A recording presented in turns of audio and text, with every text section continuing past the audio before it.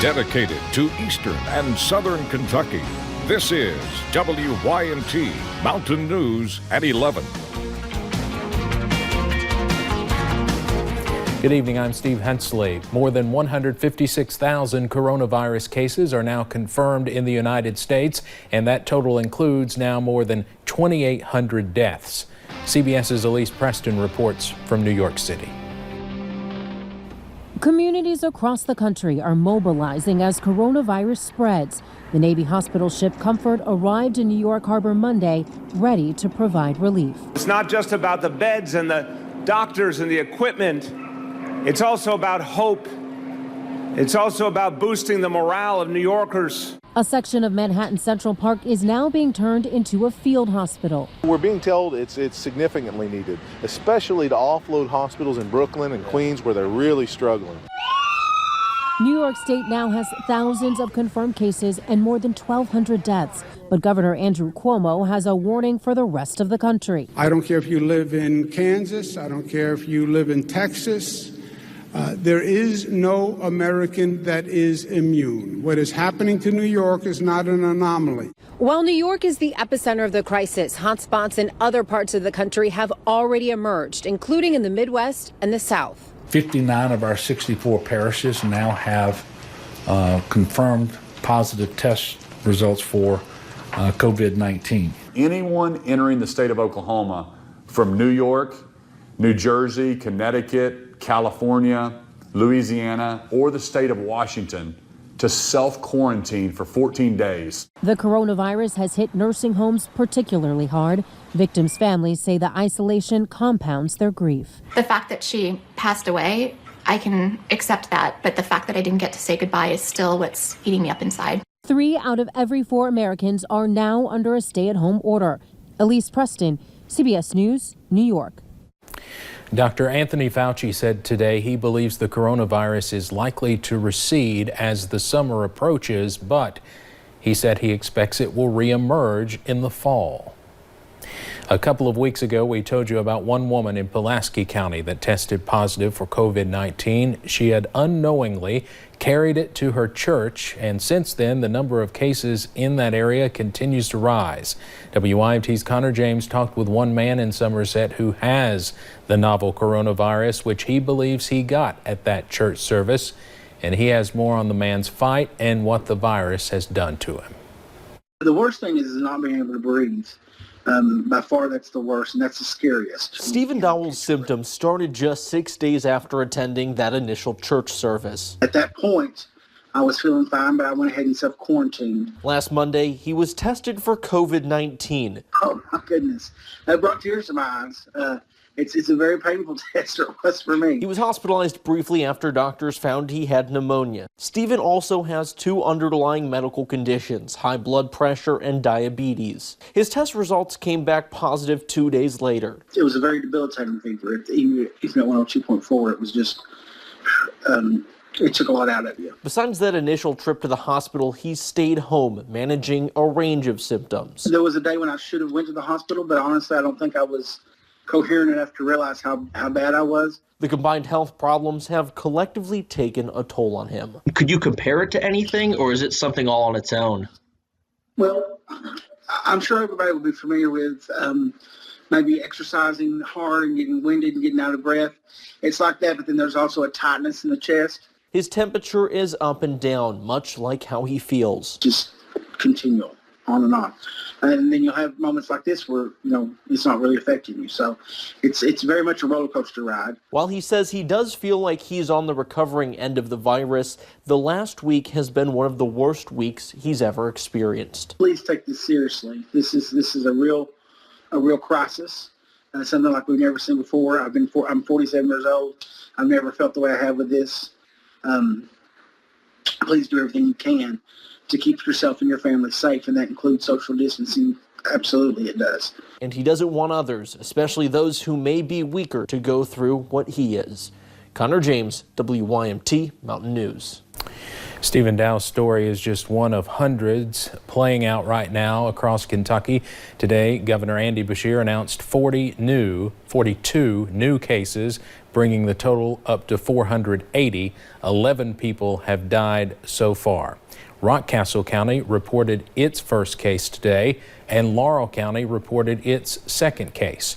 The governor also issued an executive order asking Kentuckians not to travel out of state unless they are traveling for work or for the absolute necessities of life. If Kentuckians do travel out of state, they will have to quarantine for 14 days.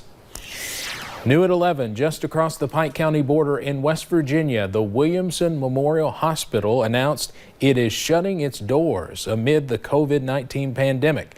The hospital, which was already in the midst of bankruptcy, says all potential buyers pulled out because of the virus outbreak. At last check, West Virginia has 145 total cases of COVID-19. Many healthcare workers across the country are pulling long shifts as the coronavirus battle rages on. In Hazard, the city and county flew a banner with green letters that read, "Thank you, all healthcare workers." It was just one way to show appreciation to those battling each day. When you have acts like this, it means a lot, and I'm sure that these people that are coming off 12-hour shifts are coming on to 12-hour shifts with all these changes. Just appreciate knowing that people are thinking about them. City officials kept the sign up all day for all ARH workers to see, and Governor Beshear even mentioned this during his news conference today. The CEO of Louisville-based Yum Brands is not taking a salary for the rest of the year. The Courier-Journal reports that David Gibbs is doing this in response to the COVID-19 pandemic. The money will go toward bonuses of $1,000 for general managers of the 1,200 restaurants the company owns. Yum Brands is the owner of KFC, Taco Bell, and Pizza Hut. The Louisville Courier-Journal also reports insurance giant Humana is waiving costs for treatment related to coronavirus. The cost waiver will apply for enrollees of Medicare Advantage plans, fully insured commercial members, Medicare Supplement, and Medicaid. It was another beautiful day here in the mountains. It was a little bit windy at times, but overall we saw that sunshine. We'll go ahead and take you up to a few of those cameras. You can see that where that sunshine was along Interstate 64 in Moorhead. But now we're going to see those clouds increase as we head into tonight. Quiet and dry as we look along Interstate 75 over into Mount Vernon. And that dry weather will only continue for about a few more hours. So clouds have been increasing throughout the evening, and we'll see rain chances really move in as we head into tomorrow. Temperatures not too bad right now, anywhere from those low to mid 50s, but we'll really start to cool off tonight, and especially as we head into the next few days. So for tonight, we'll be dropping into about the lower 40s, those clouds continuing to increase, and that soggy weather is going to move back into the mountains as we head into tomorrow. We'll start to dry out though as we head into the middle and end of the week. Of tomorrow's rainy forecast coming up in a little bit. Thank you, Paige. While many restaurants have begun doing curbside deliveries, one Williamsburg restaurant missed their chance to do that. WYMT's Hannah Reynolds talked to the owners of the Butcher's Pub about how COVID-19 kept them from opening their doors. Shutdowns of restaurants leave carry-out designated parking spaces throughout the Bluegrass. Unfortunately, the next couple weeks, you're going to see a lot of businesses that are going to fall off the edge. Restaurants and bars you work on a very slim margin, and so it's not going to surprise me if in Pineville or in surrounding towns you see some restaurants starting to close their doors. But for the Butcher's Pub's second location in Williamsburg, their doors never even opened. And they kind of just pulled the calendar and you're like, well, we're an Irish pub. St. Patty's Day should be the day to open. So that's kind of where we pulled up with that one. The day before their grand opening, restaurants were ordered to shut their doors. So they shifted focus back on their Pineville employees, and shortly after they stopped doing carryout. But that did not mean they stopped working. Like I said, that was our biggest thing. I would rather teach you how to hang drywall and keep you here than have you go and work at Walmart or something that's still open. So I think and a lot of them sort of appreciated that. And staying appreciative of the time they still get together every day. It's funny, it's a lot of the girls servers are like, oh, I have to go and tile something. I'm like, yep, that's what we're doing today. It'll be fun. We'll have a good time. We'll crank music and sort of do our thing. looking forward to opening their doors at both locations. In Bell County, Hannah Reynolds, WYMT Mountain News. To continue to support the Butcher's Pub, they are offering gift certificates and still selling merchandise at thebutcherspub.com. People in Pike County had to find a new way to honor their loved one today since restrictions made it unsafe for them to be a part of her funeral. The Virgie community filled the roadway holding pink and white balloons saying their final farewells to Samantha Muncie. Muncie died Thursday after a long battle with cancer, and the community says the love she showed them was something they knew they had to repay in some way. We are a community here, and if we did not have the regulations, restrictions going on because of the coronavirus at this time, there wouldn't be a church in this area that could fit everybody that would want to come and show their respect for Samantha. Little says the balloon release was an idea that Samantha's children had, and he just wanted to help make it a reality. Cumberland Gap National Historical Park closed at noon today. The park did put other precautions in place before deciding to shut down entirely, such as closing picnic areas and even the Pinnacle Overlook. Park officials said it was not an easy decision to close. This is a decision that we did not take lightly. It's not a decision that was just made in that, rash, brash moment. We thought very hard about this. We looked at every single risk. And we knew that the thing to do was to close the park temporarily. And again, it's for the safety of visitors, employees, park partners, and volunteers. It is the thing to do.